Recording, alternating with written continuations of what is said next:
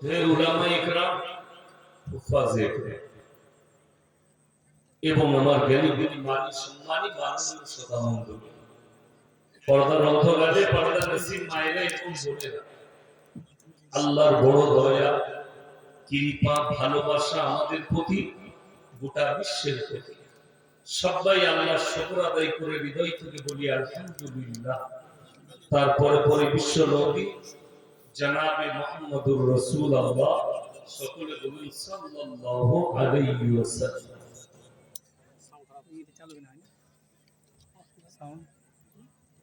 গুটি কয়েক কথা আলোচনা করব, আমরা সকলে আমল করব বলুন ইনশাআল্লাহ।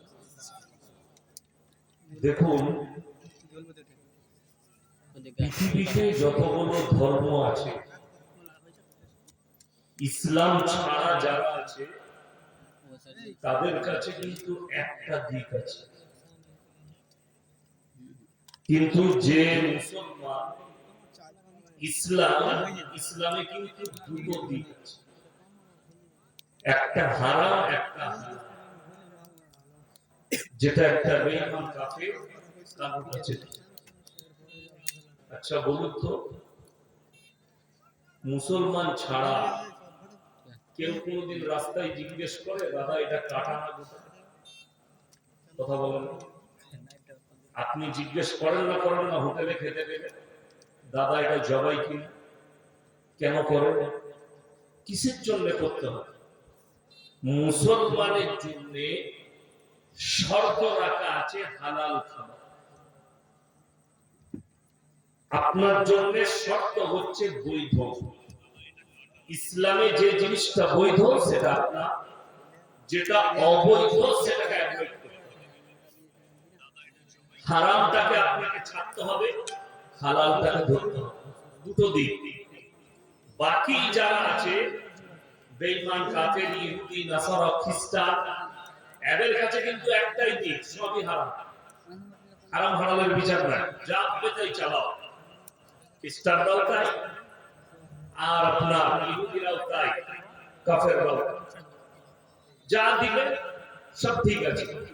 কিন্তু যে বলবে আমি নবীর উম্মত, যে বলবে আমি আল্লাহকে বিশ্বাস করি, আমি একজন মুসলমান, তার জন্য দুটো জিনিস দাঁড়িয়ে যাবে, হালাল এবং হারাম, বৈধ অবৈধ। হালালটাকে অ্যাকসেপ্ট করবেন, হারামটাকে রিজেক্ট করতে হবে, সাইড করতে হবে। এখন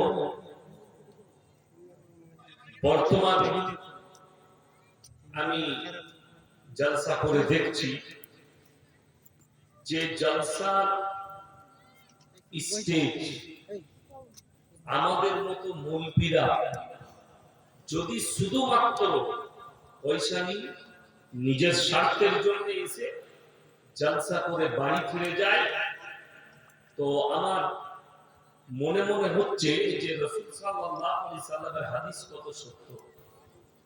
নবীজি বলেছেন কিয়ামতের পূর্বে এক শ্রেণীর আলেম বার হবে যারা অন্যায়কে অন্যায় বলবে, প্রতিবাদ করবে না, ন্যায় হক আর না হক বলবে না। এই শ্রেণীর এক শ্রেণীর আলেমকে আমি সব থেকে প্রথমে জাহান্নামে নিক্ষেপ করব। যারা চোখের সামনে অন্যায় হবে প্রতিবাদ করবে, পাপ হবে প্রতিবাদ করবে, পাপের কাজ চলবে প্রতিবাদ করবে। এইটাই। আর আল্লাহর কাছে পৃথিবীতে যতগুলো পাপ আছে, মানুষ যে পাপগুলো করে সব থেকে নিকৃষ্ট পাপ হচ্ছে তিনটে। তার মধ্যে এক নম্বর হচ্ছে শিরকের পাপ। দেখুন, এই যে আজকের জলসা কবরবাসী, কবরস্থানের জন্য জলসা। আর জলসা কিসের জন্য হয়? নাচ গানা করার জন্য না কোরআন হাদিস শোনার জন্য? উত্তর দিলেন কোরআন হাদিস শোনার জন্য। আচ্ছা, কোরআন হাদিস শুনলে আর তার উপরে আমল করলে নেকি আছে না? আপনি আলহামদুলিল্লাহ বলেন, সবাই একবার বলুন আলহামদুলিল্লাহ। আচ্ছা, এর দ্বারা নেকি পাওয়া গেল না গেল? আল্লাহ শুকর আদায় করবে, নেকি পাবে। সুবহানাল্লাহ বললে নেকি পাবে। তো জলসায় বক্তা বলা হবে, শ্রোতা বলে আলহামদুলিল্লাহ, সুবহানাল্লাহ, আপনি নেকি পাবেন। দরুদ পড়বেন সাল্লাল্লাহু আলাইহি ওয়াসাল্লাম, নেকি পাবেন। তাহলে এখানে নেকির কাজ হবে, নেকির কাজ। আজকে দুঃখ লাগছে, গোটা পশ্চিম বাংলায় একটা ফ্যাশন দাঁড়িয়েছে, জলসা করলে সুন্দর একটা মেলা দিতে হবে। সেদিন আপনারা মোবাইলে দেখেছেন আমার সঙ্গে তুমুল ঝামেলা, আমি পালিয়ে আসছিলাম, জলসা করছিলাম, যাই হোক অনুরোধ করে জলসা করিয়েছে। জলসা শেষে স্টেজে এক হারাম করছে, আবার ওই মাদ্রাসার সেক্রেটারি, সে আমার সাথে ঝগড়া লেগেছে, হারাম কেন বলবে। আবার যে সভাপতি সাহেব, তিনি আবার একটা বলবি, সে আমাকে বলছে গ্রামে মানুষ দোকান করে, সেখানে তো মেয়েরা বাজার করতে যায়। আমি বললাম তুমি দাইয়ুস বলবি, বেদনাদায়ক কথা। এটা একটা মৌলবীর ভাষা যে গ্রামে দোকান থাকে সেখানে মেয়েরা বাজার করতে যায়। তো তুমি মৌলবী হয়ে যদি তোর বউ বাজার করতে যায়, তা ইসলাম তার জন্য দায়ী? তিনটে কারণ ছাড়া শুনেন, আমার মারা যারা বসে আছেন, যারা স্বামী বসে আছেন, যারা বাপ বসে আছেন, তারা শুনে যান, যাদের বোন আছে, বিটি আছে, স্ত্রী আছে, তিনটে কারণ ছাড়া মেয়েরা বাড়ির বাইরে যেতে পারবে না। তিনটে। নাম্বার এক, যদি শরীর অসুস্থ হয়, পর্দার সহিত ডাক্তারের কাছে চিকিৎসার জন্য যেতে পারবে। নাম্বার দুই, নিকটবর্তী আত্মীয় মারা গেলে সেখানে যেতে পারবে। আচ্ছা, আপনি ইমানদারির সঙ্গে বলুন, মরা বাড়িতে মেয়েদের ভিড় বেশি না পুরুষদের? মেয়েদের। কেন? দুটো কারণ। এক হচ্ছে সবার সঙ্গে দেখা করব, দুই হচ্ছে মাংস ভাত খাবো। এই দুটো। আমি বললেই খারাপ, মেয়েদের মহলে আমি খারাপ বলবি। অনেক হারাম কর পুরুষ আছে, তারা আমাকে গালি দেয়। তোমাদের গালিতে আমার আল্লাহর রহমতে কোনো যায় আসে না। কিন্তু বাস্তব বলছি, নিকট আত্মীয় হলে তবে যেতে পাবে। একটা মহিলা পর্দার সহিত, আজকে দেখুন শরীয়তের উপরে না টিকার কারণে ইসলামকে নিয়ে মোবাইলে কোন জায়গায় বহু তোল হচ্ছে।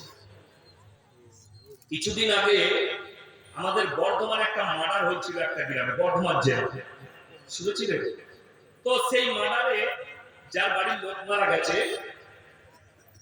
সে মিডিয়ার সামনে কাঁদছে, 5 জন ছিল মাগো, 6 জন এসেছিল মাগো, চুটিয়ে কেটে দিলে মাগো। সেটা এমন হলো কান্নাটা, সেই কান্নাটা নিয়ে গান তৈরি হলো, ভাইরাল হলো, ডিজে তৈরি হলো। যদি বল যারা করেছে তারা অপরাধ কাজ করেছে, ডিজে বানিয়েছে, গান বানিয়েছে, কিন্তু যে মেয়েটা এইভাবে বলে বলে কেঁদেছে, এটাও হাদিস বিরোধী এবং শরীয়ত বিরোধী। আল্লাহ রাসূলের হাদিসে আছে, তোমরা দুঃখ পালন করলে মুখ ছিঁড়ে, হাত চাপ দিয়ে, বুক চাপ দিয়ে তোমরা কান্নাকাটি করো না। চোখে পানি আসবে, বাপ মারা গেছে, চোখ ভিজে যাবে, পানি গড়াবে, কিন্তু আমাদের মহিলারা বলে বলে কান্না করে। ঠিক বললাম না ভুল বললাম? চুপ করে বলবে, সুর করে কান্না করছে, এমন মনে হচ্ছে যে কোনো গীত গাইছে। এ তো শরীয়ত নয়। নাম্বার 3, হজ ফরজ হবে, হজ করতে যাবে। যদি কোন পশ্চিম বাংলা বাপের বেটা মৌলবি কোন মুক্তি যদি দেখাতে পারে যে না, আমার বউ সমাজের মহিলা, সে যখন তখন বাজার করতে যাবে, হাট করতে যাবে, আমি চ্যালেঞ্জ দিলাম, আমি আর সমাজের মুখে কথা রাখবো না। এরকম একটা মৌলবি ধরে নিয়ে আসুন স্টেজে, যে আমার চ্যালেঞ্জকে অ্যাকসেপ্ট করবে। আপনার বিবি যায়, আমার বিবি যায়, আমরা মহিলাকে বাজারে পাঠাই, এটা আমাদের ব্যর্থতা, এটা শরীয়তের ব্যর্থতা নয়, এটা ইসলাম নয়। কেউ বলতে পারবে না এটা শরীয়ত, এটা ইসলাম। মেয়ে বাজারে যাচ্ছে, মেয়ে বেপরদা ঘুরছে, এটা তোমার ব্যর্থতা। ইসলামে যেটা মারাত্মক দিক আছে, ইন্নাশ শাইতানা লিল ইনসানি আদুব্বুম মুবিন, শয়তান হচ্ছে মানুষের প্রকাশ্য দুশমন। আমাদের মতো মৌলবীরা অনেক দূরের কথা। কোরআন শোনাবো আপনাদেরকে। জুলাইখা যখন নিজেকে বেবস্ত্র করে ইউসুফ নবীর সামনে দাঁড়িয়েছে, বেবস্ত্র মানে উলঙ্গ, ইউসুফ নবী কি বলছে জানেন? কোরআনে আছে, ওয়ালাকাদ হাম্মাত বি ওয়া হাম্মা বিহা লাউলা আররা বুরহানা রাব্বি। আমাকে শয়তান ধোঁকা দিয়েছে, কেউ নেই কামরার ভেতরে, মহিলাটা একা উলঙ্গ, যা পারবি করে নে। সে তো আল্লাহ আমার উপরে দয়া করেছে, আল্লাহ আমাকে হেফাজত করেছে। নবী পয়গম্বর আল্লাহ হেফাজত করেছে। তারা হলে জুলাইখা দাওয়াত দিয়েছে, ওয়াকালা হাইতারা, আমার দিকে অগ্রসর হও, আমাকে টিপে ধরো আর মনের বাসনা কামনা পূরণ করো। ইউসুফ নবীকে দাওয়াত দিয়েছে। ইউসুফ নবী বলছেন, ক্বালা মাআযাল্লাহ ইন্নাহু রাব্বি আহসানা মাসওয়াই ইন্নাহু লা ইউফলিহুজ জালিমিন।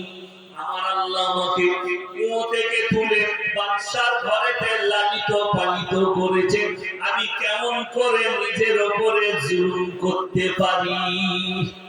ইউসুফ নবী কাঁদছে, আল্লাহ এই নারীর হাত থেকে বাঁচাও, বদকারের হাত থেকে বাঁচাও।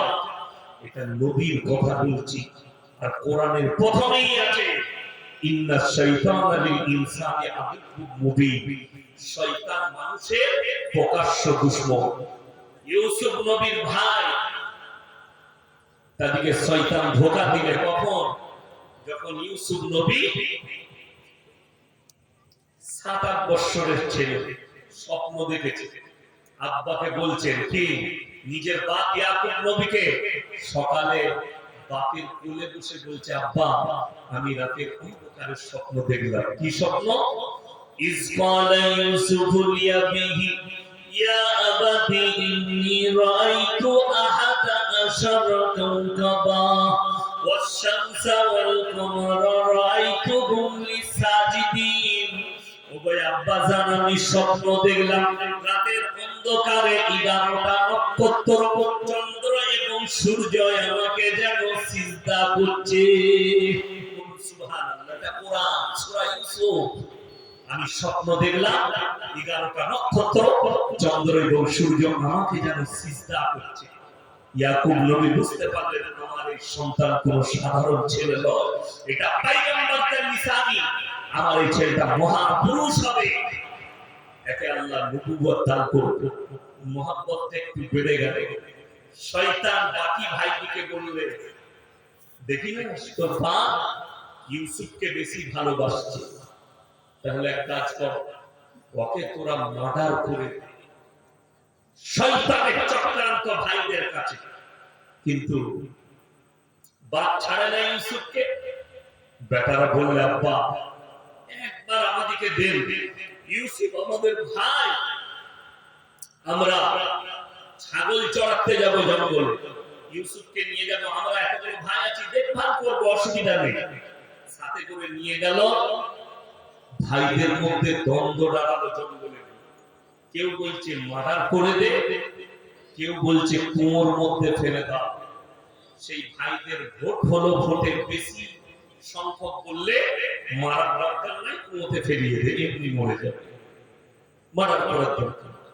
ইউসুফ নবীকে কুয়োর মধ্যে ফেলা হয়েছে, আল্লাহ হেফাজত করেছে।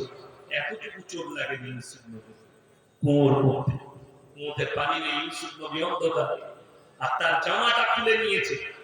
জামাটা খুলে যেমন ভাবে প্রাণী ছিঁড়ে, বাগে ছিঁড়ে, সেইভাবে মুছে ছাগল জবাই করে রক্ত লাগিয়ে নিয়ে চলে এসেছে। কার কাছে? বাপের কাছে, ইয়াকুব নবীর কাছে, আব্বা জানের কাছে। সব ভাইরা ইয়াকুব নবীর দরবারে হাজির। আব্বা বিপদ হয়ে গেছে, আমরা খেলা করছিলাম ছুটাছুটি, ইউসুফকে বলেছিলাম আমাদের মালগুলো দেখবি, জামাগুলো। আমরা ঘুরে এসে দেখেছি ইউসুফকে বাঘে খেয়ে নিয়েছে, ইউসুফকে বাঘে খেয়ে নিয়েছে। ইয়াকুব নবীর হাতে যখন জামাটা দিয়েছে, ইয়াকুব নবী কি বলেছে জানেন? ইয়াকুব নবী চোখে পানি, কাঁদতে শুরু করেছে, কাঁদতে সন্তানের জন্য। وجاءوا على قميصه بدم كذب قال بل سولت لكم أنفسكم أمرا فصبر جميل والله المستعان على ما تصفون।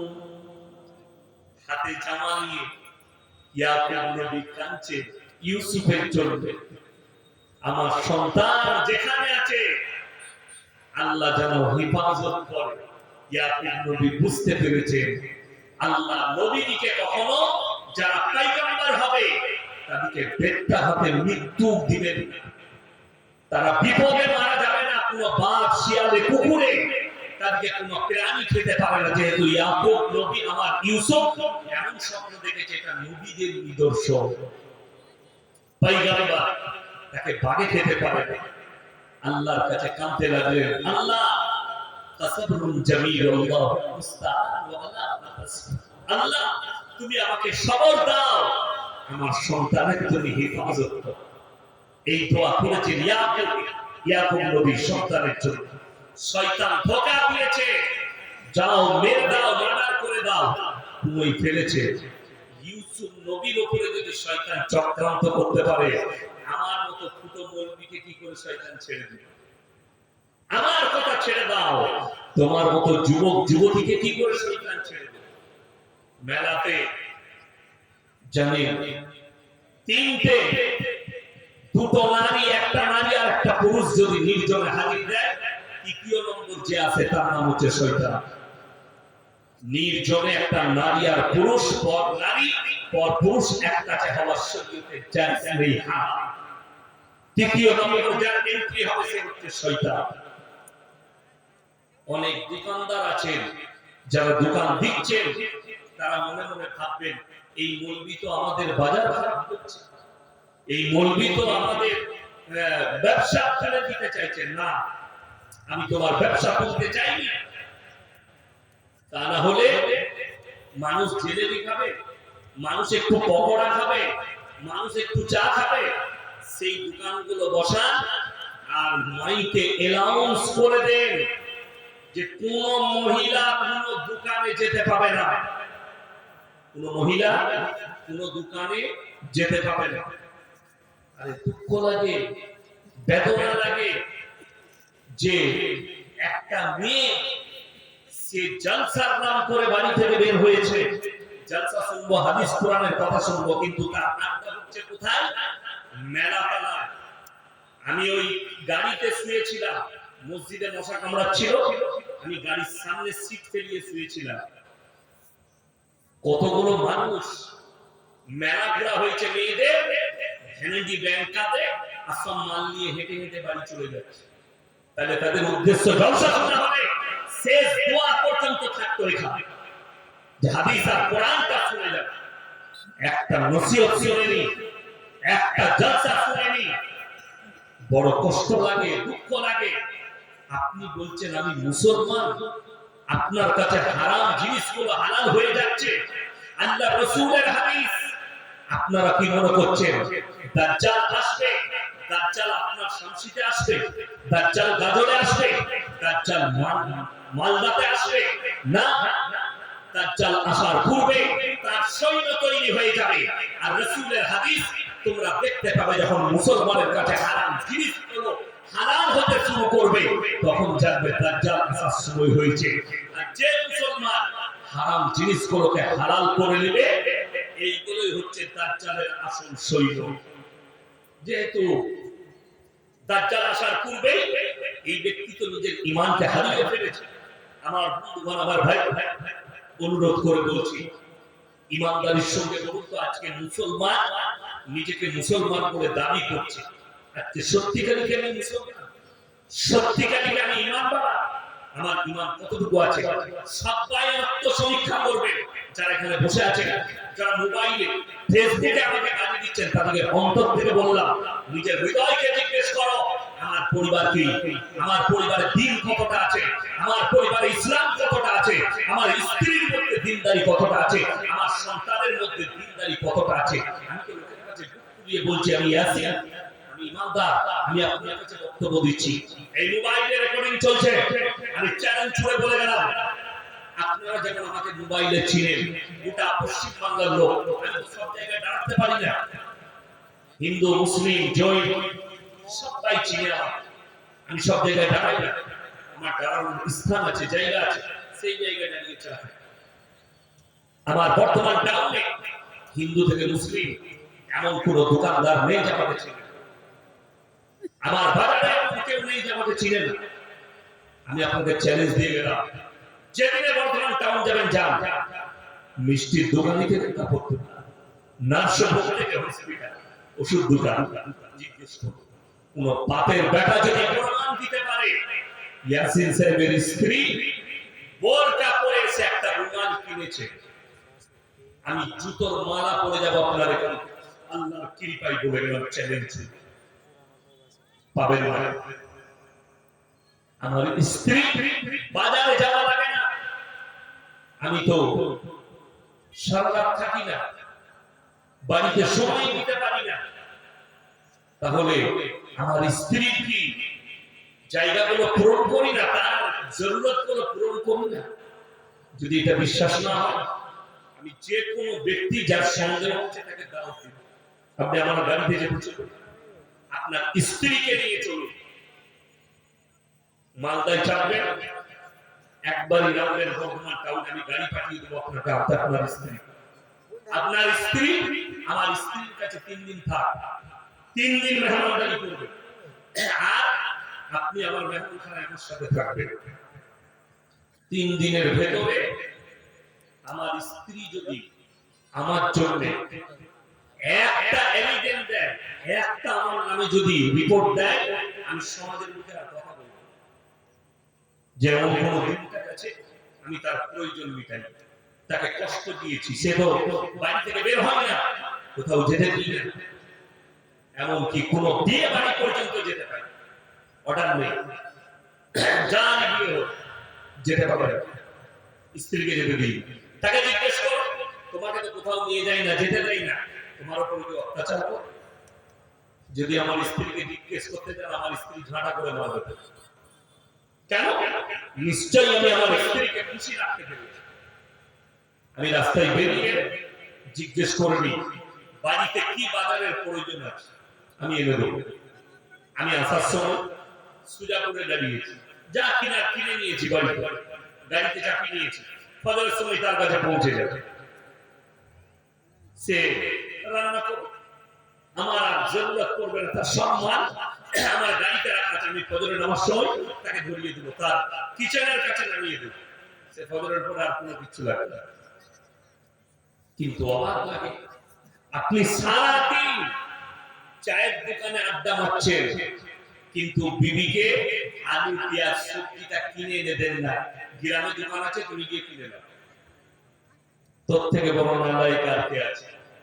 তার বিবি পরকীয়ায় জড়াবে না, তাকে জড়াবে, রাগ করেন না, প্রেমে দিলে কথাগুলো নেবে, আমি চলে যাব সকাল বেলায়, ভাববেন রাতের বেলায় ভাববেন আমি কি বলে গেলাম, আপনার আত্মাকে সমীক্ষা করুন, দিলকে জিজ্ঞেস করুন, সত্যি কি আমি আমার স্ত্রীকে ইমানদার করতে পেরেছি, মুমিনা করতে পেরেছি, দিনের উপরে প্রতিষ্ঠিত করতে পেরেছি? তা না হলে আজকে বলুন, একটা মুসলমানের কাছে সুদ কখনো হালাল হতে পারে? এই কথা বলুন, সুদ হালাল না হারাম? হারাম। আপনি বলুন ইমানদারির সঙ্গে এই থানাটা কোন থানা? গাজর। গাজর ছাড়া একটা মুসলমান তাইলে সুদ খায় না, তাই তো হারাম দেখো। কথা বলেন, আমি কিন্তু গোল আলু বক্তা নয়। কালকে দেখলাম কমেন্টে হারাম করে লিখেছে, তুমি যে জলসার স্টেজে সুতি থানায় আদায় করছিলা, মাদ্রাসার জলসা চাইছিলাম টাকা, অনেক লোক দিয়েছে, তো একজন কমেন্টে লিখেছে তুমি কি জিজ্ঞেস করে নিয়েছো টাকাটা সুদের টাকা দিচ্ছে না মদের টাকা দিচ্ছে? আচ্ছা বলুন তো, আমি বর্তমান জেলা থেকে এখানে এসেছি, আমাকে দাওয়াত দিয়েছে, আমাকে মেহমানদারি করাবে কারা? কমিটি করাবে না করাবে না? আচ্ছা কমিটি মুসলমান না মুসলমান? মুসলমান, তার উচিত ইয়াসিন সাহেব, আমি কেউ কি চিনি না, আপনারা সবাই আমার ইমানি ভাই, দাওয়াতি সবাই ইমানদার, আমার কাছে সবাই ভালো, আমি কেউ কি চিনি না, সবাই মুমিন আমার কাছে। এখন আমাকে যে খাবারটা দিবে, কমিটির দায়িত্ব হচ্ছে হালাল খাবারটা আমার কাছে দিবে। আমি যখন কোনো হোটেলে খাবো, কোনো দোকানে খাবো, কোনো অমুসলিম ভাইয়ের বাড়িতে খাবো, তখন আমাকে বেঁচে খেতে হবে, জিজ্ঞেস করতে হবে এটা হালাল না হারাম। কিন্তু যখন কোন মুসলমান দাওয়াত দিবে, তার হক হচ্ছে সে মেহমানকে হালাল খাবার খাওয়াবে। আমরা বক্তারা টাকা চাইবো, আমি এখানে চ্যালেঞ্জ ছুড়ে ইমানদারির সঙ্গে বলছি, যদি কোনো সুদখোর নিয়োগ করে থাকেন, ইয়াসিন সাহেবের হাতে টাকা দেবো, টাকা দেবেন না, ওই টাকা কাজে রাখবেন, আমি চ্যালেঞ্জ ছুড়ে বলে দিলাম আজকে। যদি কোনো লটারি বালা মনে করেন ইয়াসিন সাহেব আদায় করছে, তার হাতে টাকা দেবো, আজকে দুঃখটা ওইটাই তো। সুদখোররা, মাতালরা, গাঁজাখোররা, মদ ব্যবসায়ী, লটারি ব্যবসায়ী, এরা ভেবেছে জান্নাতে যাওয়ার একটা দারুণ রাস্তা। কোথায়? জলসা। আমার আগে দেলোয়ার ভাই আদায় করছিল না, করেনি? করছিল। তারপর যে 100, 200, 500 দিচ্ছে, শুধু দেলোয়ার ভাই নয়, এরকম সব আদায়কারী বক্তা। আমি কিন্তু আদায়কারী বক্তা না, যারাই আদায় করে পয়সা দিচ্ছে। একজন সুদ করেছে 1000 টাকা দিয়ে দিল, কাকে? হুজুরকে। হুজুর জানে না, হুজুর তো আদায় করছে, সে জানে না মালটা কি। হুজুর এখন কানে হাত লাগিয়ে, আহারে মন্দারে গোদাই মাঝে ছিল, ছিল কি না ছিল, 1000 দিল, দিয়ে তাকে জান্নাতে ঢুকিয়ে দিল। সে মনে করলে সালে এত ভালো জান্নাত আর কোথাও নেই। তুমি বলেছো যে আমি সুদখোর, তুমি হুজুরকে বলেছো এটা সুদের টাকা। যদি বাপের বেটা হও, পশ্চিম বাংলায় আমি যে স্টেজে থাকবো, আর মাদ্রাসা মসজিদের জন্য টাকা চাইবো, ঈদগাহর জন্য টাকা চাইবো, কবরস্থানের টাকা চাইবো, স্টেজের সামনে খালি এসে বলবে যে হুজুর এটা সুদের টাকা দিচ্ছি, আল্লাহর কসম খেয়ে বলছে আমার জুতোটা তোমার মুখে নাও। চ্যালেঞ্জ ছুড়ে বললাম, তুমি যত বড়ই বাপের বেটা হওয়ার নেতা হও, আর যত বড়ই মন্ত্রী হও, তোমার আস্পর্ধা কি করে হলো তুমি মসজিদে সুদের টাকা দিবে? তোমার আস্পর্ধা কি করে হলো মাদ্রাসায় সুদের টাকা দেবে? তোমার টাকা প্রয়োজন নাই, তোমার হারাম টাকা দিন চালানোর জন্য প্রয়োজন নাই। একটা গরিব মানুষ আজ ব্যবসা করে, চাষ করে খায়, সেই লোকটা যদি 1 টাকা দান করে, আর একটা সুদখোর যদি 1 কোটি দান করে, আল্লাহর কসম করে বলছে এই 1 টাকা ওয়ালা জান্নাতে যাবে, কিন্তু সুদখোর হারাম করে দান কবুল হবে না। চ্যালেঞ্জ। তোমার কোন জায়গায় আঘাত লাগবে, ঘা হবে আমি জানি না। সুদ হারাম, শুধু হারাম নয়, আমার আল্লাহ কোরআনে বললেন ওয়াহাল্লাল্লাহুল বাইয়া ওয়া হারামাল রিবা, যারা সুদকে আমি হারাম করেছি, ব্যবসাকে হালাল করেছি। যে ব্যক্তি জেনে শুনে সুদ খেলো, এই লোক আল্লাহর সঙ্গে যুদ্ধ ঘোষণা করলো। ইমানদারির সঙ্গে বলুন তো, যে লোক আল্লাহর সঙ্গে যুদ্ধ ঘোষণা করছে, এই লোক কখনো মুমিন হতে পারে? এই কথা বলেন, এই লোক মুমিন নয়। যে ব্যক্তি, এখানে হাত তুলে বলুন তো, কে জানেন না মদ স্পর্শ করা হারাম? কথা বলেন, জানেন না? জানেন না? জানেন তো? তাহলে মুসলমান, আপনাকে আমি গাজল থানায় দেখি, গাজল থানা মুসলমান মদ পান করছে, মদ বিক্রি করছে, ঠিক বললাম না? বলবেন শুধু গাজল থানায় নয়, গোটা পশ্চিম বাংলায় প্রত্যেকটা থানায় যাবে। আপনি কদুবাড়ি মোড়ে চলুন, গাজল বাজারে চলুন, আমি আপনাকে দেখিয়ে দেবো মুসলমান লটারি বিক্রি করছে। শামসি বাজারে চলুন, হরিশ্চন্দ্রপুরে চলুন, সুজাপুরে চলুন, কালিয়াচকে চলুন, ধুলিয়ানে চলুন, উমরপুরে চলুন, বেলডাঙায় চলুন, কলকাতা পর্যন্ত যতগুলো বাজার পড়বে আমি দেখিয়ে দেবো মুসলমান কাউন্টার লাগিয়ে লটারি বিক্রি করছে, আর মুসলমান লটারি কাটছে। কিছু যদি টাকা আসে, লটারি বিক্রি যদি করে আমার যদি যেন ব্যবসা চলে। অথচ রাসূল সাল্লাল্লাহু আলাইহি সাল্লামের হাদিস, যারা নিজেদের সন্তানের মুখে হারাম খাবার তুলে দিবে, তাদের সন্তান কোনোদিন নেক সন্তান হবে না। আর পৃথিবীতে জীবনে যতগুলো ভাই আছেন, মা বোন আছেন, শুনে যান, তিনটে জিনিস যদি পৃথিবীতে কেউ রেখে যেতে পারে, কিয়ামতের সকাল পর্যন্ত আপনি কবরে শুয়ে শুয়ে নেকি পাবেন। জোরে বলুন সুবহানাল্লাহ। নাম্বার 1, নেক সন্তান। নাম্বার 1 হচ্ছে নেক সন্তান। নেক সন্তান কেন?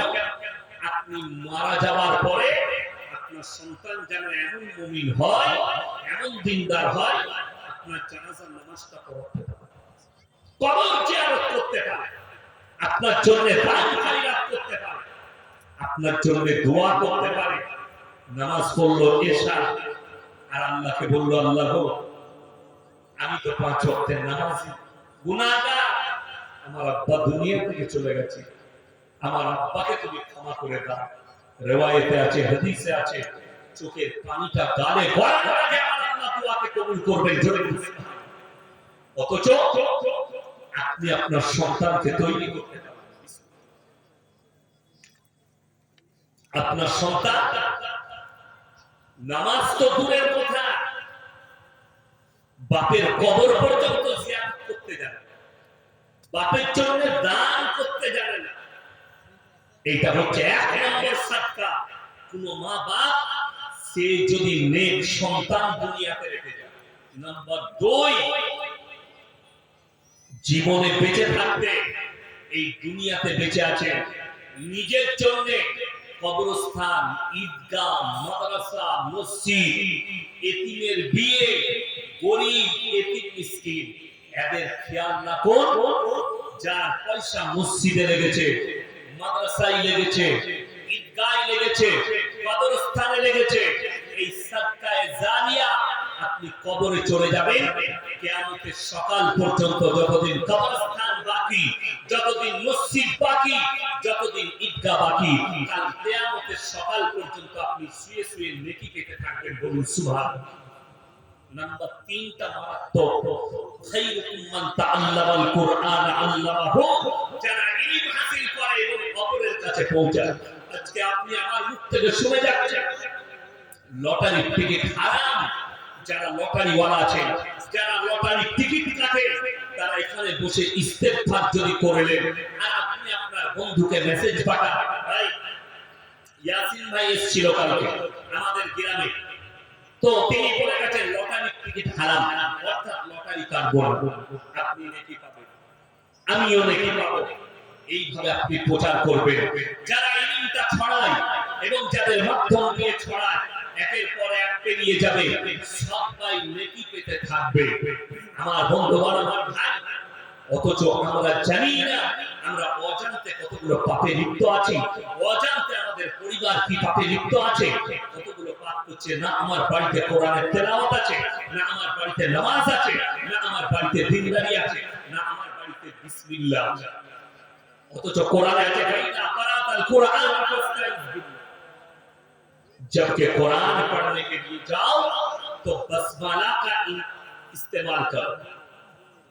किरातेर একজন কিতাব লিখেছেন কারি আব্দুর রহমান মক্কি রাহমাতুল্লাহ, মারাত্মক কিতাব ফাওয়াইদে মক্কিয়া, তার মধ্যে লিখেছে যে বসমালা का इस्तेमाल करो। যে কোনো কাজে তুমি বিসমিল্লাহর ইস্তেমাল করো, ব্যবহার করো। তোমার বিবিকে বলেছো সকালবেলায় মাংসটা কাটবে, যখন বিসমিল্লাহ বলে সবজি রান্না শুরু করবে, বিসমিল্লাহ বলে হাঁড়িতে যখন প্রথম চালটা দেবে, বিসমিল্লাহ বলে। আমাদের বিসমিল্লাহ নাই, আমাদের বাড়িতে তারবিয়ত নেই, আমাদের বাড়িতে দস্তরখান নেই। আরে দুঃখ লাগে, আমি আপনাদের বহু এলাকায় গেলাম, দস্তরখান জানে না, গামছা বিছিয়ে মৌলবি দিকে ভাত দেয়। জানি না আপনার বাড়িতে মেহমান এলে আপনি কি করেন। দস্তরখানটা ময়লা ফেলার জন্য নয়, দস্তরখান হচ্ছে কোন খাবার করে দেবে, সেখান থেকে তুলে খাওয়া। উত্তরপ্রদেশে যান, দিল্লিতে যান, আমি যখন লখনৌ ইরফানিয়া কিরাত করতাম, তো একজন দাওয়াত দিলে একটা বন্ধু বলে हमारे घर में रात को खाना खा, উনি ইনশাআল্লাহ আएंगे। তো আমরা 3-4টা বন্ধু গেলাম তার বাড়ি থেকে, দস্তরখান বিছিয়েছে, বাটি করে কটোরা করে তরকারি এলো, কিমা, ভুনা, চিকেন চিল্লি সব এলো, আর রুটিগুলো দিয়েছে প্লেটে নয়, দস্তরখানের চারিদিকে রুটি নামিয়ে দিয়েছে, দস্তরখানের উপরে, ওখান থেকে লাভ ছিঁড়ে ছিঁড়ে। বড় কষ্ট। আপনি তারবিয়ত শিখলেন, আপনার বাড়িতে দ্বীন এলো না, আপনি নিজেকে মুসলমান করছেন। আজকে পশ্চিম বাংলা, বিহার, উড়িষ্যা, ঝাড়খণ্ড বেশিরভাগ লোক শিরক আর বিদআতে ডুবে আছে। আজকে দেখেন মুসলমানদের ঈমান ধ্বংস করার জন্য এমন ভাবে উঠে পড়ে লেগেছে যে আমাদের মতো মৌলবীরা পর্যন্ত ওই জালে ফেসে যাচ্ছে। কেন? স্বার্থের জন্য। আমি ইয়াসিন, আমাকে যদি এখন কেউ বলে তোমাকে 1 কোটি টাকা দেবো, কেন? বলে গাজলে একটা ফাংশন হচ্ছে, স্টেজে চলে আসে। আমাকে একজন মোবাইলে পাঠালো, ছবিটা আছে মোবাইলে, মুর্শিদাবাদের একজন বক্তা আমাদের এলাকাতেও আসে, বক্তব্য দেয়। আমি দেখে খুব দুঃখ পেলাম, ভিডিওটা পাঠালো। গানের একটা স্টেজে যেখানে গান চলছে, আর্টিস্টরা আছে, সেই নারীর পেছনে সেই হুজুর দাঁড়িয়ে আছে, সেই বক্তা দাঁড়িয়ে আছে, মাথায় টুপি লাগিয়ে। সেই মানুষ আবার স্টেজে গিয়ে মানুষকে হিদায়াতের কথা শোনাবে, মানুষকে দ্বীনের কথা শোনাবে। আমি দেখলাম বীরভূম ডিস্ট্রিক্টের একজন মৌলবি, নামের আগে মুফতি আছে, নামের শেষে পীর আছে, তার শেষে কাসমি আছে। কাসমি মানে দেওবন্দ থেকে পাস করেছে, তার নামের শেষে আছে। এশিয়া মহাদেশের একটা বড় মাদ্রাসা দারুল দেওবন্দ, সেইখান থেকে পাস করা। নামের শেষে পীর আছে, নামের শেষে কাসমি আছে। কোথায় দেখছি দীপাবলির উৎসবের স্টেজে তিনি সংবর্ধনা দিচ্ছে। আপনারা মায়ের আশীর্বাদ নেবেন, মায়ের আশীর্বাদে ভালো থাকুন। আমি মনে মনে ভাবলাম আল্লাহ রাসূলের হাদিসটা কত সত্য। এক শ্রেণীর আলেম তারা সঙ্গে সঙ্গে ঈমান হারা হবে, আর তাদের দ্বারাই আল্লাহ জাহান্নামকে উদ্বোধন করবেন। আমার ভাই, রাসূলের হাদিস, কিয়ামতের পূর্বে আমার উম্মতের মধ্যে একটা দল, কিছু উম্মত তারা মুশরিক হয়ে যাবে, তারা কবরের পূজা করতে লাগবে, তারা গাছের উপাসনা করবে, তারা ঠাকুরের পূজা করতে লাগবে, তারা আল্লাহ পাককে অপরের উপাসনা করতে লাগবে। এটা রাসূল সাল্লাল্লাহু আলাইহি সাল্লামের হাদিস। আজকে তার প্রমাণ পাচ্ছি। আর কিছু বেঈমান কাফের আমাদের সামনে লম্বা করে একটা কথা বসিয়ে দিয়েছে, ধর্ম যার যার উৎসব সভা। আমি কলকাতার একটা চ্যানেল দেখলাম, চ্যানেল মানে ইউটিউবার, ছোটখাটো মেয়ে ছেলে নিজেকে চ্যানেল বলে আর উল্টো পাল্টা খবর ছড়ায়। সে দেখলাম আমার একটা জলসাকে কাটিং করে বিদ্বেষ ছড়িয়েছে এবং একটা মুসলিম লোকের সাক্ষাৎকার দিচ্ছে। আর এই মৌলবি বলেছে মুসলমানরা মদ খাবার জন্য ঠাকুর ভাসাতে যাবে। আমি আবার বর্তমান টাউনের কথা বলেছি, আমি আবার আজকে বলে যাচ্ছি আপনাকে যে আল্লাহর কাছে যতগুলো পাপ আছে সব থেকে নিকৃষ্ট পাপ হচ্ছে শিরকের পাপ। যারা মনে করছেন যে সেই জায়গায় কি যাওয়া যাবে না, তাদেরকে কোরআন শোনাচ্ছি। লাউ কানা ফীহিমা আলিয়াতুন ইল্লাল্লাহু লাফাসাদাতা। মানে আল্লাহ ছাড়া পৃথিবীতে আর একটা যদি আল্লাহ হতো, পৃথিবীতে বিভ্রাটার মারামারি সৃষ্টি হতো। মানে আল্লাহ ছাড়া যদি দ্বিতীয় আল্লাহ হতো, দ্বিতীয় কেউ থাকতো সৃষ্টিকর্তা, তাহলে মারামারি হতো। লাউ, এটা কোরআন, লাউ কানা ফীহিমা আলিয়াতুন ইল্লাল্লাহু লাফাসাদাতা। ফাসাদ হতো, ফিতনা হতো দুটো আল্লাহ হলে। তাই আমি আল্লাহ এক এবং অদ্বিতীয়, আমার কোনো শরীক নাই। সবাই আল্লাহকে বিশ্বাস করবে, জোরে বলুন ইনশাআল্লাহ। আল্লাহ ছাড়া ভালো মন্দের মালিক পৃথিবীতে কেউ নেই। এরপর একটা মুসলমান শুনলেন এই হিন্দুস্তানে যদি বলেন হুজুর আপনার বক্তব্যের দ্বারা সম্প্রীতি নষ্ট হচ্ছে, তাহলে বলবো আমার বক্তব্যের পুরো শুনবে। 1.5 লাখ বয়ান, 1.5 থেকে 2 লক্ষ বয়ান ছুটছে আমার ইউটিউবার ফেসবুকে। এখানে এমন ইউটিউবার আছে শুধু অনলি ফর আমারই বয়ান ছাড়ে। এরকম পশ্চিম বাংলায় 100টা ইউটিউবার আছে, কোন বক্তার বয়ান শুধু আমার নিজস্ব কোনো ইউটিউবার নেই। আমার সময় নেই। মাদ্রাসাওয়ালা দোয়া করবে। আবার একটা বড় মেয়েদের মাদ্রাসা করছি, একবারই নার্সারি স্কুল থেকে মোল্লা পাস পর্যন্ত দোয়া রাখবেন যেন আপনার সন্তানকে দিতে পারবেন। কাজ শুরু হয়ে গেছে জায়গাতে, দোয়া রাখবেন। আমি হচ্ছি মাদ্রাসাওয়ালা বলবি, আমি কারো টিকাও নয়, আমার বন্ধুগণ, আমার ভাই, এই 1.5 থেকে 3 লাখ বয়ান একটা স্পিচ বার করুন। আমি কারো দেবদেবীকে গালি দিয়েছি, কারো ধর্মকে গালি দিয়েছি, দিন আমার মৃত্যুকাল পর্যন্ত দেবো না। কিন্তু আল্লাহর কসম, তাকে আমি নিজের মনে করতে পারবো না। কোরআনে আছে লা ইলাহা ইল্লাল্লাহ ওয়া লা ইলাহা ইল্লা। তোমরা দুটো নৌকায় পা দিও না, একটা নৌকায় পা। পদ্মা আপনাদের কাছে, ফারাক্কার কাছে, পদ্মার উপরে আর একটা কি নদী পেরিয়ে এলাম মালদা, এটা কি না? মহানন্দা। এই মহানন্দা নদীতে যদি আপনি নৌকায় চাপেন, যে আমি ওপার যাবো নৌকায় চেপে, যদি আপনার মনে হয় এই নৌকাটা ডুবে যেতে পারে, তার থেকে ভালো পাশাপাশি দুটো নৌকা লাগিয়ে এটাই একটা পা ওটাই একটা পা দিব, সে মানটা মরবে না? মরবে না। ও আগে মরবে, খালি দুটো একটু সরে যাওয়া। তো তুমি যদি দুটো নৌকায় পা দিতে চাও, এই দিকটাতেও থাকবো ওই দিকটাতেও থাকবো। যেমন উদাহরণ বলে দিই, অনেক লোক, আমি ইয়াসিন বেঁচে আছি না, আমি যখন বেঁচে আছি কথা বলছি তখন আমার মধ্যে প্রেম আছে। এখন সভাপতি সাহেব যদি বলে ইয়াসিন ভাই আপনি 100 টাকা দেন, আমি দিতে পারবো না? কথা বলেন পারবো, এখানে কেমন থেকে বার করে দিই। আচ্ছা আমি যদি মরে যাই দিতে পারবো? কথা বলে, মরে গেলে দিবার ক্ষমতা নেই। এইটাই তো বুঝা কিছু সিন্নিখোর আমাকে গালি দিচ্ছে। আরে আমি বুঝাচ্ছি, আমি যদি মরে যাই আর কিছু দিবার ক্ষমতা না থাকে, তাহলে বাবার কবরে গিয়ে কি করে ভালো মন্দ চাইবে? সে কি করে দিবে? ছেলে চাইছে, মেয়ে চাইছে, কে বুঝাবে? দুঃখটা ওইটাই, আল্লাহ ছাড়া ভালো মন্দ, কল্যাণ অকল্যাণের মালিক পৃথিবীতে কেউ নেই। সম্প্রীতি যারা বলছেন, সম্প্রীতি আপনারা বুঝে আসেনি। রাসূল সাল্লাল্লাহু আলাইহি সাল্লামের হাদিস, তোমরা ততক্ষণ পর্যন্ত মুমিন হতে পারবে না যতক্ষণ পর্যন্ত তোমার কাছ থেকে তোমার প্রতিবেশী সুরক্ষিত নয়। বুখারী শরীফের হাদিসে আছে, তোমরা নিজের জন্য যেটা পছন্দ করো, তোমার ভাইয়ের জন্য সেই জিনিসটাই তুমি পছন্দ করো। এটা রাসূলের হাদিস। আগে চলুন, আল্লাহ রাসূল বললেন যে হে আমার উম্মতি শোনো, তোমরা দেখো না তোমার বাড়ির পাশে যে বসবাস করছে, সে হিন্দু হোক, সে দলিত হোক, সে আদিবাসী হোক, সে খ্রিস্টান হোক, সে ক্ষুধার্ত হলে খাবার দাও, বস্ত্রহীন হলে বস্ত্র দাও, বিপদে পড়লে পাশে দাঁড়াও। তার মানে এটা নয় যে তার উৎসব হলে তুমি গিয়ে দাঁড়াও, এটার মানে তা নয়। এখন অনেক মুসলমান শিক্ষিত ভাই আমাদেরকে দলিল দিচ্ছে, হুজুর আমরা তো শুধুমাত্র গাজলে গিয়েছিলাম মেলা দেখতে, একটু বউকে নিয়ে ঠাকুর দেখতে, আমরা তো পুজো করি।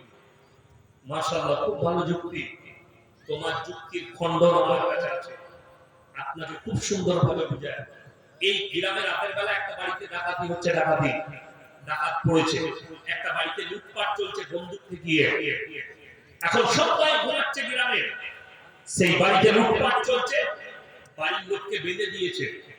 এক ব্যক্তি সে পেশাব করতে উঠেছে, গাছতলায় বসে পেশাব করছে, সে দেখতে পেল এক বাড়িতে ডাকাতি হচ্ছে, চুপচাপ বসে পুরো সিন দেখলো। ডাকাত পালিয়ে গেল গাড়ি নিয়ে, প্রশাসন বাবুরা চলে এলো, গাজল থানা থেকে পুলিশ চলে এলো। বড় বাবু বলছে তোমাদের মধ্যে কে দেখেছো? সে বললে স্যার প্রথম থেকে শেষ পর্যন্ত আমি দেখেছি। কাকে বেশি মারবে? কথা বলো, ওই মালটাকে তুলে নিয়ে গিয়ে বেশি পিটাবে, বলে একে মার বেরিয়ে যাবে। শুনেলেন, কোরআনে আছে যদি তোমরা দেখো কোনো জায়গায় শিরকের কাজ হয়, আল্লাহ বিরোধী কাজ হয়, শরীয়ত বিরোধী কাজ হয়, রাসূল বিরোধী কাজ হয়, এই হাতের তারা রুখে দাও, তারা হয় জুবাইরের তারা রুখে দাও, তারা হয় ঘৃণা করে সরে এসো। আমি কেন সেখান থেকে পালিয়ে আসছিলাম জলসা থেকে? তার কারণ ওই মেলাটাকে ঘৃণা করে, তার হলে আমার মতো বক্তা জবান বন্ধ করে টাকা নিয়ে চলে যাব, আল্লাহর কাছে কবরে হিসাব দিতে পারবো না। প্রতিবাদ করনি, অন্যায় হয়েছে চোখের সামনে, তোমাকে ইলমটা দিয়েছো, ইলমটা খরচ করনি খালি নিজের স্বার্থের জন্য। যদি কারো মনে হয় ফেসবুকে শোনার পরে, মোবাইলে শোনার পরে আমরা ইয়াসিন সাহেবকে দাওয়াত করেছি, আমরা তো মেলা বসাবো, মেলায় টাকা পাই, ইমানদারির সঙ্গে বলছি কাল কি করবেন? ডেট ক্যান্সেল করে দেবো, পয়সা ফেরত দিয়ে দেবো। যত টাকা পাঠিয়েছো ফেরত দিয়ে দেবো, ক্যান্সেল করে দিবে। আমি চ্যালেঞ্জ করে বললাম পশ্চিম বাংলায় যতজন আমাকে ঈদের পূজার আগে পর্যন্ত দাওয়াত দিয়েছো, ইনশাআল্লাহ দোয়া করবেন। আমি বাংলাদেশেও সফর করছি, বাংলাদেশেও জলসায় আমার শর্ত আছে, আমি শর্ত রেখে যাচ্ছি। অত সহজ নয়, দাওয়াত দেওয়ার প্রয়োজন নেই। আলহামদুলিল্লাহ, আলুটা বাড়িতে খাবো, আপনি তো মাংস ভাত খাইয়েছেন, বাড়িতে ডাল আলু খাবো। ডাল আলু খেলে কোনো মানুষ মারা যাবে? শাক আলু খেলে কোনো মানুষ মারা যাবে? শাক ভাত খেলে কোনো মানুষ মারা যাবে? বিস্কুট খেলে কোনো মানুষ মারা যাবে? আরে ভাত পাবো না, বিস্কুট খেয়ে থাকবো, ভাত পাবো না, পানি খেয়ে থাকবো। আল্লাহর কৃপায় গুজরাটের 2002 দাঙ্গায় আমি ওখানে একটা মাদ্রাসায় পড়াশোনা করি। 7 দিন পর্যন্ত ভাত পাইনি, শুধু বিস্কুট আর পানি খেয়েছিলাম। মারা যায় না, এখনো বেঁচে আছে। কি বললো আপনাকে? মানুষ খেয়ে মারা যায় না। ওই জন্য এই ধরনের পাপ কাজ করবেন না। আপনি বলছেন হাতের দ্বারা রুটা দিতে হবে, তার হয় ঘৃণা করে জায়গা থেকে সরে সরে। আর আল্লাহর কাছে সবথেকে বড় নিকৃষ্ট পাপ তো ওই পাপটা। আজকে বড় দুঃখ লাগে, একজন বলছে মুসলিমদের লোক, আরে ইয়াসিন সাহেব পুজোতে যেতে পারবে না মুসলমানরা, কবরে কি করে যেতে পাবে? সেই মূর্খ জানা নাই। আমি তাকে বলবো অনুরোধ করে আমার 1.5 লাখ বয়ান শোনো, আমার আব্বাজির বয়ান বার করে শুনে নাও। আমাদের বাপ বেটার নামই হচ্ছে শিরক বিদআত খণ্ডনকারী বক্তা। আমরা শিরক বিদআতের উপরে কঠোর।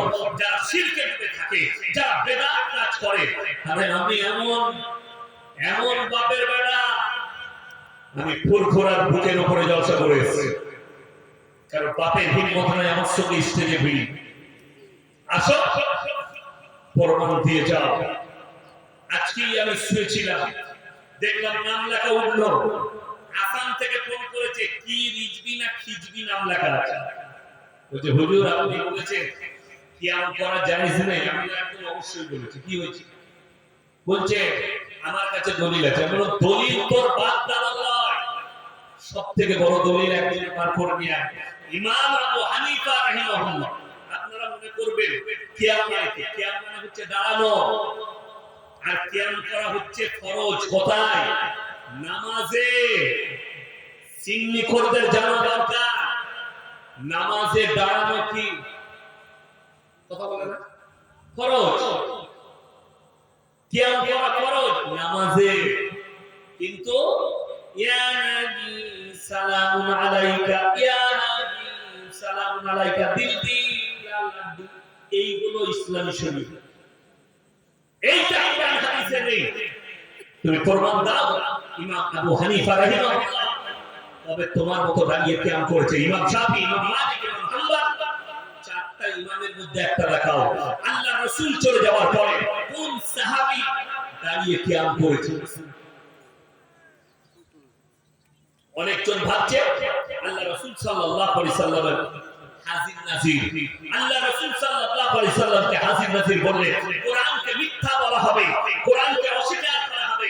আল্লাহ রাসূল সাল্লাল্লাহু আলাইহি সাল্লাম হাজির নাজির নয়, তার মারাত্মক দলিল শুনেলেন। মারাত্মক 1 নম্বর দলিল হচ্ছে সূরা ইউসুফ।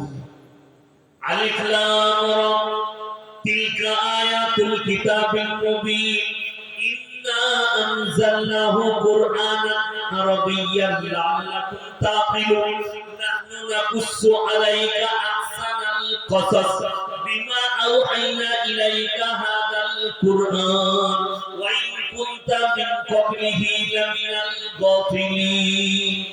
একবারই সূরা ইউসুফের প্রথম পৃষ্ঠা প্রথম আয়াত থেকে শুরু করলাম। আল্লাহ কোরআনে বললেন সূরা ইউসুফে, হে নবী তোমার পূর্বে একজন ইউসুফ বলে নবী ছিল, তার বৃত্তান্ত ঘটনা আমি ওহীর মাধ্যমে জানাচ্ছি। আল্লাহ রাসূল যদি হাজির নাজির হতেন কোরআনটার প্রয়োজন হতো না। কোরআনে আল্লাহ যা জানিয়েছেন আল্লাহ রাসূলের অজানা তথ্যগুলো আল্লাহ ওহীর মাধ্যম দিয়ে জানিয়েছেন।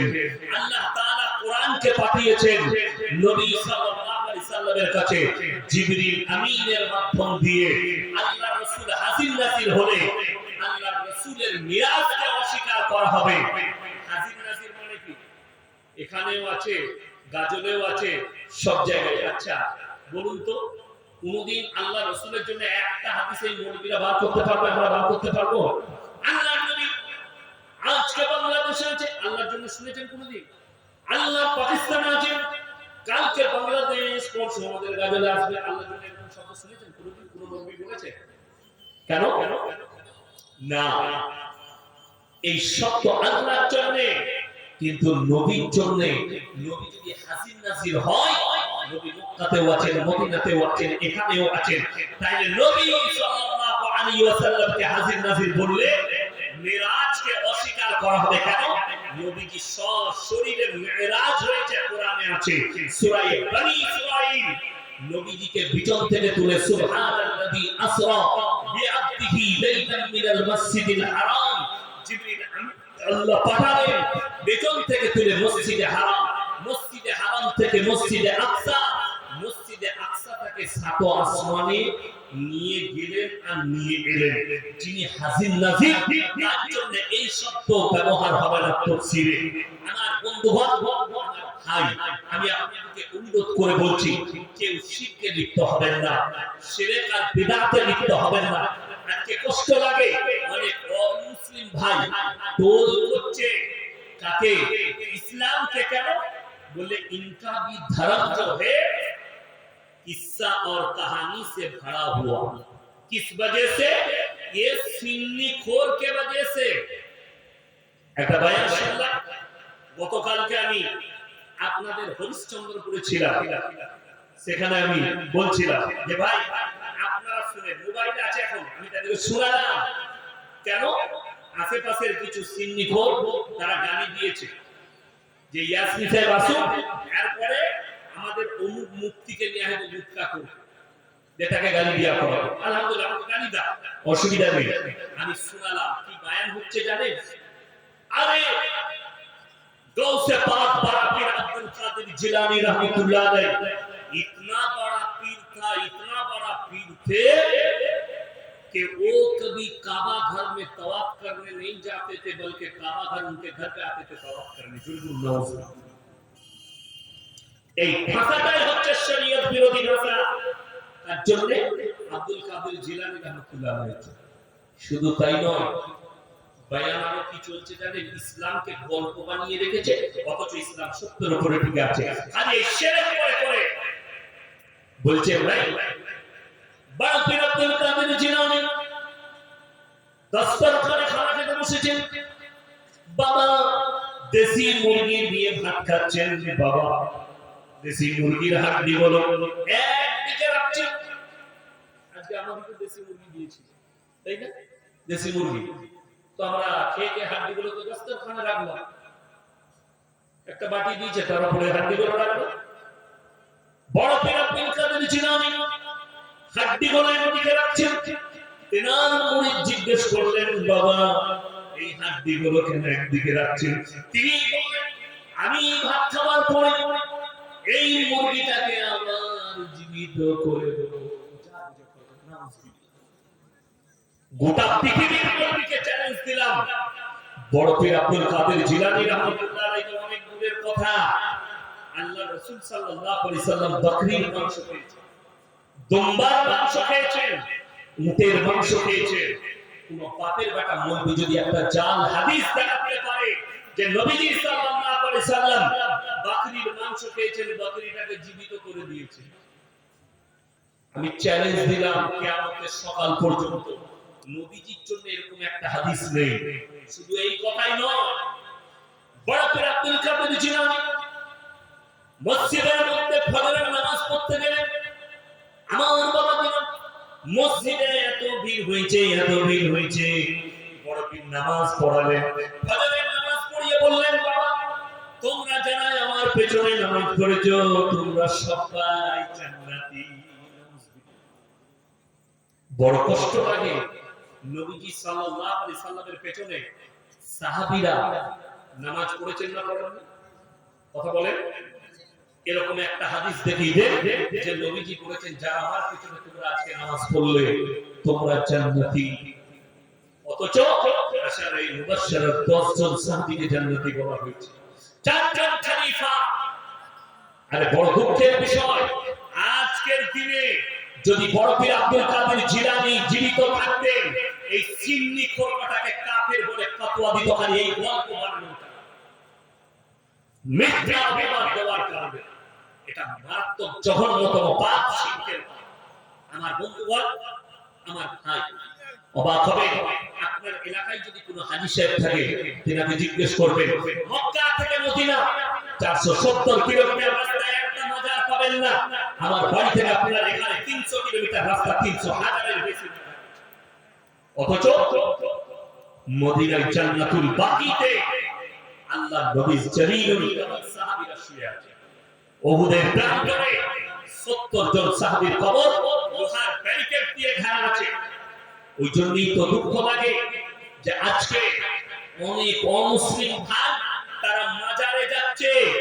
মাজারে গিয়ে ভালো মন্দ তারা জানে যে আমরা মাটির তৈরি মূর্তির সামনে যেটা চাই, এই মাজারে গেলেও সেটা পাওয়া যায়। যে মুসলমানরা মাজারে চাইতে যাচ্ছে, মাজারে সিজদা করছে, মাজারের কাছে ভালো মন্দ চাইছে।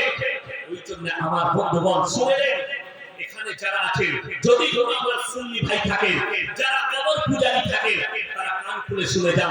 কোন পৃথিবীর বাতের বেটা মৌলবি বলতে পারবে না তিনটে জায়গা ছাড়া কোন জায়গায় নেকির উদ্দেশ্যে সফর করা যাবে না। Number 1 Mecca, number 2 Medina, number 3 Baitul মাকদাস। কেউ যদি নিয়ত করে আমি আজমিরে গিয়ে নামাজ পড়তে যাব, আজমিরের উদ্দেশ্যে সফর করব, নেকি পাবো, নেকি পাবে না, ঘুরিয়ে গুনাহ হবে।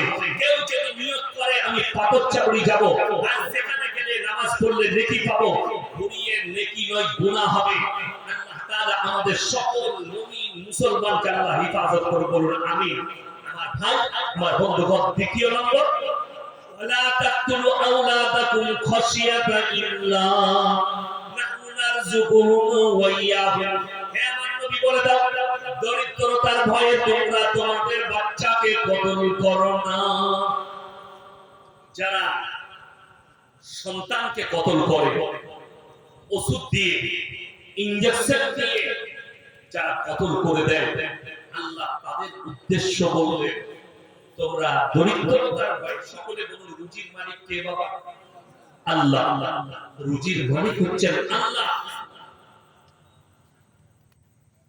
সকালবেলায় উঠে একবার গাছের দিকে তাকান, গোটা পৃথিবীতে আল্লাহ যত মখলুক পাঠিয়েছেন, সমস্ত মখলুকের মধ্যে, সৃষ্টিকুলের মধ্যে মানুষই হচ্ছে এমন একটা আল্লাহ সৃষ্টি যাকে ইনকাম করতে হয়, পরিশ্রম করে খানা খেতে হয়। আপনি ইনকাম করলে খাবার পাবেন না, আপনাকে বাজারটা বিবিকে এনে দিতে হবে, বিবি রান্না করবে, তারপরে তুমি খানা পাবে। কিন্তু সকালবেলায় উঠে গাছের দিকে তাকিয়ে দেখো, একটা পাখি বিনা পরিশ্রমে আল্লাহ তাকে রুজি দান করে। এই পাখিটা তো অনেক দূরের কথা, আল্লাহ তাআলা এমন ভাবে পৃথিবীটাকে সৃষ্টি করেছেন। বিজ্ঞান বলছে পৃথিবীর 3 ভাগ প্রাণী সমুদ্রের তলে, 1 ভাগ স্থলে। ওই 3 ভাগ প্রাণীর মধ্যে সবথেকে সমুদ্রের তলে বড় প্রাণীর নাম হচ্ছে নীলতিমি। একদিনে 24 ঘন্টায় 100 কুইন্টাল খাবার খায়, 10 টন খাবার খায়। কে রুজি দান করে? আমি আল্লাহ রুজি দান করি। পৃথিবীর যতগুলো মখলুক আছে, একটা পিঁপড়ে পর্যন্ত, তার রুজির মালিক আমি আল্লাহ। আর তুমি মানুষ বিশ্বাস করো যে আল্লাহ আমাকে রুজি দিবে? আল্লাহ তাআলা কোরআনে বললেন, কোন ব্যক্তি যদি কোন মানুষকে হত্যা করে, নিরীহ মানুষকে যদি কেউ হত্যা করে, গোটা মানব জাতিকে সে হত্যা করলো।